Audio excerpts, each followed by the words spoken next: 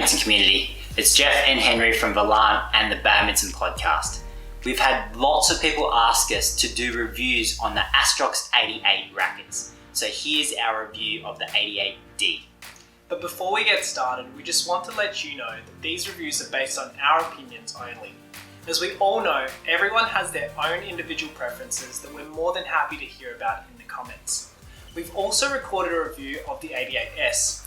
Once it has been released, you'll find the link in the description below. Now, for those of you who don't have enough time to watch this whole review but want to know our thoughts about the racket, we rated this racket 35.5 out of 50, which is based on feeling and handling, control, power, speed, and aesthetics.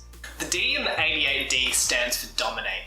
It is designed specifically for power and attacking, and is used by the current world #1 men's doubles player, Marcus Finaldi-Gideon. Its key features include the all-new NAMD graphite, which makes the racket more responsive and stronger so you can string it up to 29 pounds. It also contains the rotational generator system, which allows it to feel like a control racket and a power racket at the same time. It is described as a hybrid balanced and power racket, meaning that it feels balanced when stationary, but head heavy when attacking or hitting hard smashes. It's also 10mm longer than the conventional racket to allow for greater power and more reach, and is 5mm longer than the 88S. We rated the racket 7 out of 10 for feeling and handling. It has a standard high quality feeling when you swing the racket through the air. It does feel head heavy, and on impact it has a stiff and hard feeling. But what about control? We gave it a 7 out of 10, because it has a hard feeling, but you can still control it quite well. It did take a bit of time to get used to at the beginning, and what was happening was we were overplaying the shots. Now, let's get into the power of the racket. We gave this a rating of 8 out of 10. It was quite easy to generate power overhead and through your drives, but not quite as easy in comparison to the Astrox 99. So in terms of speed, we give it a 6.5 out of 10. Because of its heaviness, it makes it a bit slower to maneuver, even with the rotational generator system.